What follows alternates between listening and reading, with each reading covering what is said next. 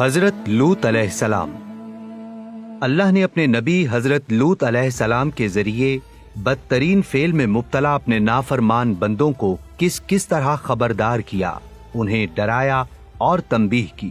آج کی داستان انبیاء میں ہم 27 صدیاں قبل قوم لوط کے ذریعے دنیا میں پہلی بار فروغ پانے والی ہم جنس پرستی حضرت لوط کی ان کو بدفعلی سے باز آنے کے لیے بار بار کی جانے والی تنبیہ اور ان کے مسلسل انکار پر بات کریں گے، اور بتائیں گے کہ کیسے اللہ کے یہ نافرمان عذاب الہی کا شکار ہوئے۔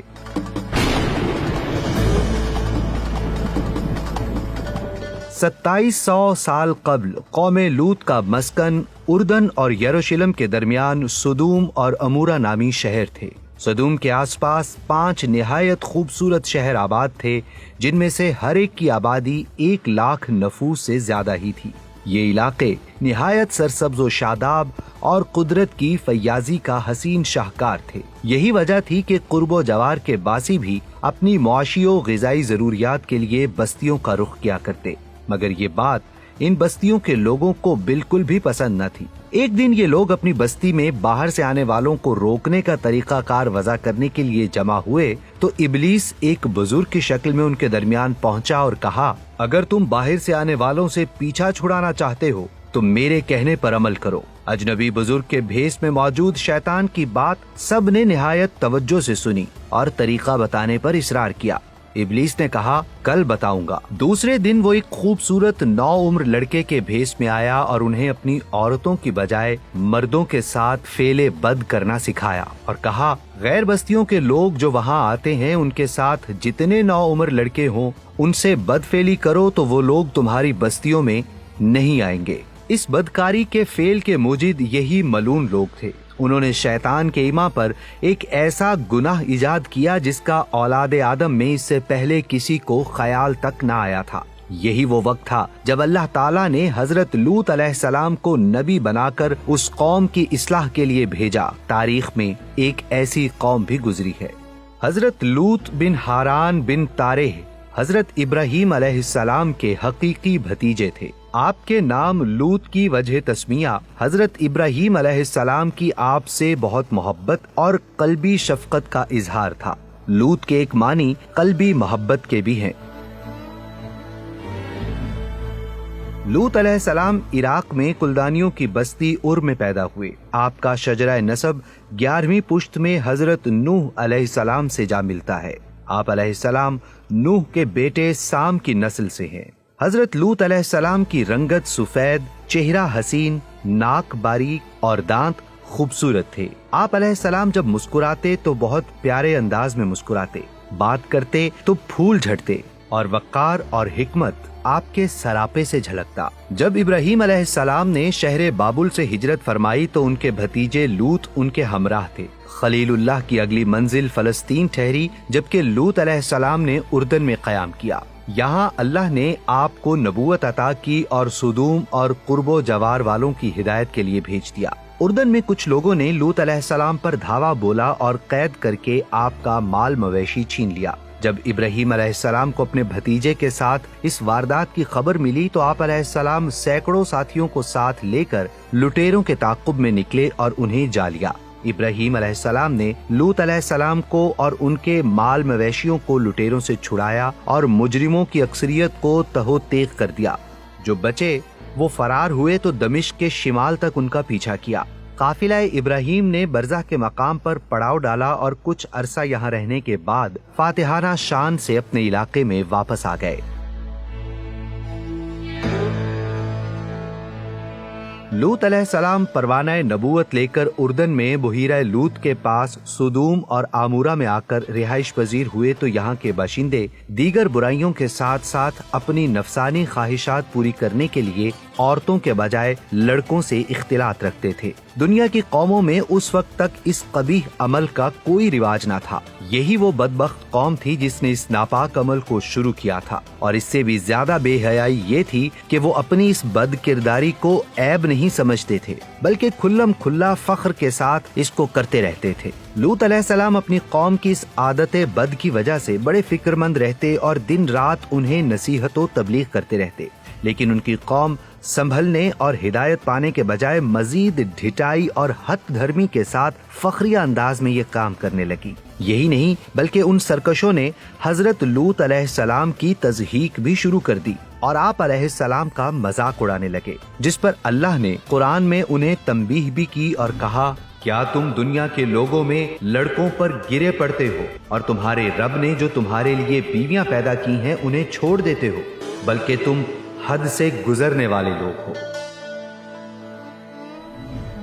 قوم لوط کو حضرت لوط علیہ السلام کا سمجھانا برا لگتا تھا، چنانچہ انہوں نے صاف صاف کہہ دیا کہ اگر تم ہمیں اسی طرح برا کہتے رہے اور ہمارے کاموں میں مداخلت کرتے رہے تو ہم تم کو شہر سے باہر نکال دیں گے۔ لوط علیہ السلام نے انہیں پچھلی قوموں کی بدعمالیوں کے نتائج اور ان پر آئے ہوئے عذاب بتا کر عبرت دلائی، لیکن ان پر کوئی اثر نہیں ہوا، بلکہ وہ الٹا پیغمبر خدا کو طنز کا نشانہ بنانے لگے اور خود ہی عذاب کی فرمائش بھی کرنے لگے۔ بولے، اے لوط، اگر تم سچے ہو تو ہم پر عذاب لے آؤ۔ یہ وہ مقام تھا جب حضرت لوط علیہ السلام کو یقین ہو گیا کہ اللہ نے ان کے دلوں پر مہر ثبت کر دی ہے اور یہ اب راہ راست پر آنے والے نہیں ہیں، لہٰذا پیغمبر خدا نے نہایت بے بسی کے عالم میں اللہ عز و جل کے سامنے ہاتھ پھیلا دیے اور دعا کی، اے میرے پروردگار، ان مفسد لوگوں کے مقابلے میں میری نصرت فرما۔ یہاں سے قوم لوط کی بربادی کا عمل شروع ہوا۔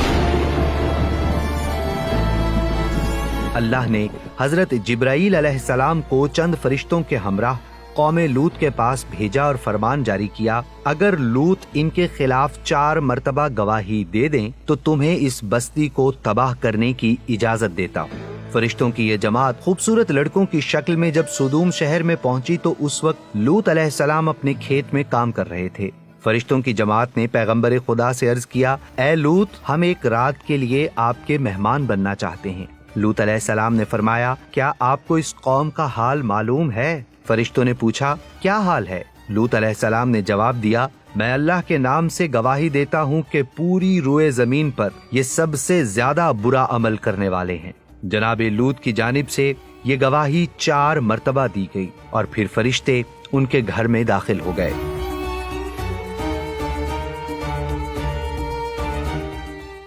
فرشتے خوبصورت لڑکوں کی صورت میں جب لوط علیہ السلام کے مکان عالیشان پر پہنچے تو آپ کے گھر والوں کے سوا کسی اور کو ان کے آنے کی خبر تک نہ ہوئی۔ اسی دوران آپ علیہ السلام کی کافرہ بیوی گھر سے باہر نکلی اور اپنی قوم کو جا کر خبر دی کہ ایسے مہمان آئے ہیں کہ ان جیسا خوبرو اور حسین میں نے آج تک نہیں دیکھا۔ تھوڑی ہی دیر بعد بدفعلوں کے ہجوم نے حضرت لوط کے گھر کا محاصرہ کر لیا، جنہیں دیکھ کر لوط علیہ السلام نے گھر کے دروازے بند کر لیے اور ان نوجوانوں کو ایک کمرے میں چھپا دیا۔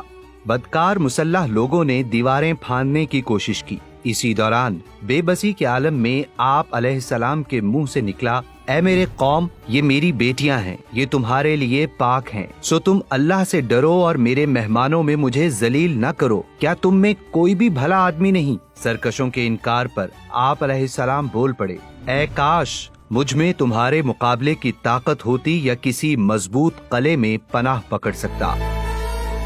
اس انتہائی صورتحال نے حضرت لوط علیہ السلام کو رنجیدہ کر دیا۔ آپ غمگین ہو گئے۔ ایسے میں جبرائیل علیہ السلام حضرت لوط علیہ السلام سے مخاطب ہوئے اور آپ کو اطمینان دلایا کہ یہ سرکش لوگ کچھ نہیں کر سکتے، آپ اپنے لوگوں کو لے کر یہاں سے نکل جائیے اور آپ میں سے کوئی بھی مڑ کر نہ دیکھے۔ جبرائیل علیہ السلام نے جناب لوط علیہ السلام کو اپنی کافرہ اہلیہ کو ساتھ لے جانے سے منع کر دیا اور کہا، اس پر بھی وہی بلا آنے والی ہے جو ان پر آئے گی۔ جب لوط علیہ السلام نے جبرائیل امین کے ذریعے حقیقت حال جان لی تو مطمئن ہو گئے اور اپنے اہل خانہ کے ساتھ رات ہی کو نکل کھڑے ہوئے۔ ان کی کافرہ اہلیہ کچھ دور جا کر واپس اپنی قوم کی طرف پلٹ گئیں۔ اسی اثنا میں عذاب الہی کا وقت آن پہنچا۔ سرکش اور نافرمان قوم لوط जब हजरत लूत अलैहिस्सलाम के घर का दरवाजा तोड़ने पर बाजिद थी तो इसी दौरान जिब्राइल अलैहिस्सलाम ने घर से बाहर निकलकर अपने मलकूती पर का एक कोना उन पर मारा, जिसकी ज़र्ब इतनी कारी थी कि उन सब की आंखों से डेले बाहर निकल आए और उनकी बसारत जाइल हो गई। ये खास अजाब उन लोगों को पहुंचा जो हजरत लूत अलैहिस्सलाम के पास बदनीयती से आए थे। सूरतुल कमर में इरशाद है, और उन्होंने लूत से उनके मेहमानों को लेना चाहा तो हमने उनकी आंखें अंधी कर दी। हजरत लूत अलैहिस्सलाम और आले लूत के बस्ती से बाहर निकलते ही बड़े अजाब का सिलसिला शुरू हो गया। जिब्राइल अलैहिस्सलाम अल्लाह के हुक्म से शहर की 5 बस्तियों को अपने परों पर उठाकर आसमान की तरफ बुलंद हुए और कुछ बुलंदी पर जाकर इन बस्तियों को उलट डाला, और इस तरह ये सरकश आबादियां जमीन पर औंधे मुंह गिरकर चकनाचूर हो गईं, हर सू बिखर गई, कंकरों का मींह बरसा। इस जोर से संगबारी हुई कि कौमे लूत के तमाम लोग मर गए, उनकी लाशें भी टुकड़े टुकड़े होकर बिखर गईं।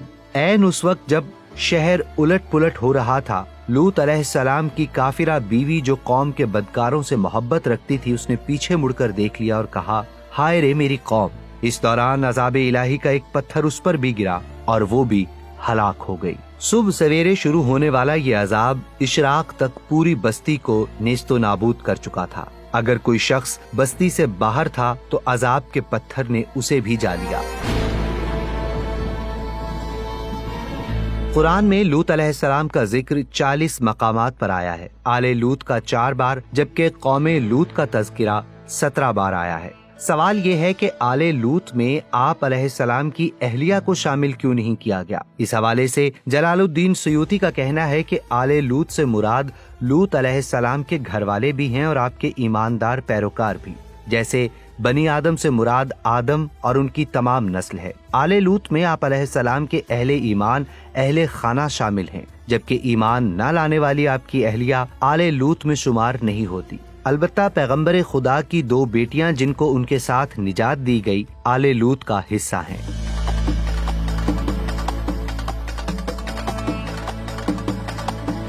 तफसीर तहसीरुर रहमान में है कि लूत अलैहिस्सलाम के ताबेदार और उनके दीन के पैरोकार ही सिर्फ आले लूत में शुमार होते हैं। इसीलिए लूत अलैहिस्सलाम की बीवी के बारे में फौरन ही कहा गया कि वो काफिरों के साथ रह जाएगी और जरूर हलाक की जाएगी, इसलिए कि वो ईमान नहीं लाई थी।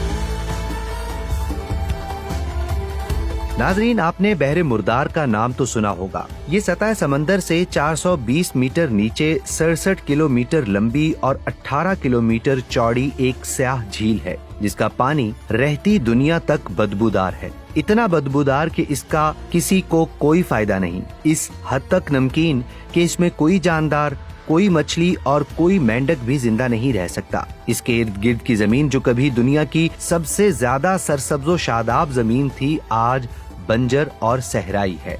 क्या आप जानते हैं कि बहरे मुर्दार की ये स्याह झील कैसे और कब वजूद में आई? नहीं जानते तो आइए हम बताते हैं। कौमे लूत का मस्कन उर्दन और यरूशलेम के दरमियान वाक़ था। कुरैश मक्का अपने शाम के सफर में यही रास्ता इस्तेमाल करते थे। ये इलाका सुदूम, अमूरा, अदमा, सबूबीम और सुगर नाम की 5 बस्तियों पर मुश्तमिल था। कुरान पाक में इनके मजमुए को मोतफिका और मोतफिकात यानी उल्टी हुई बस्तियों के मानी में बयान किया गया है। सदूम इन शहरों का दारुल हुकूमत और मरकज समझा जाता था। तफसीर बसीरत कुरान में है कि बहरे मुर्दार दरअसल वो खूबसूरत बस्तियां हैं जिनकी वजह से कौमे लूत तकब्बुर में मुब्तला हुई और गुनाहों की दलदल में धंसती चली गई। अल्लाह ताला ने सुदूम शहर की इन्हीं 5 बस्तियों को अजाब के बाद बहरे मुर्दार में बदल डाला। हाय बदबू और ताफुन का समंदर, हाय जिंदगी की मौत और अबदी नामुराद। कुछ साल पहले बहरे मुर्दार के साहिल पर कौमे लूत की बस्तियों के बाज तबाहशुदा आसार जाहिर हुए, जबकि अल्लाह ने 1400 बरस कबल सूरह अनकबूत में फरमा दिया था, और हमने अक्लमंदों के लिए इस बस्ती का निशान नजर आता हुआ छोड़ दिया। दास्ताने अंबिया सीरीज की तैयारी के लिए हमने इन किताबों से इस्तेफादा किया है। हमारी कोशिश है कि हमारा हर लफ्ज मुस्तनद ज़राए पर मबनी हो مزید اسی طرح کے حوالہ جات سے مزین انبیاء کرام کی داستانیں سننے کے لیے ہمارے یوٹیوب چینل سنو مسلم کو سبسکرائب کر لیجئے، فیس بک پر ہمارے پیج سنو مسلم کو فالو کریں اور اپنی آراء کے اظہار کے لیے کمنٹ سیکشن کا لازمی استعمال کریں۔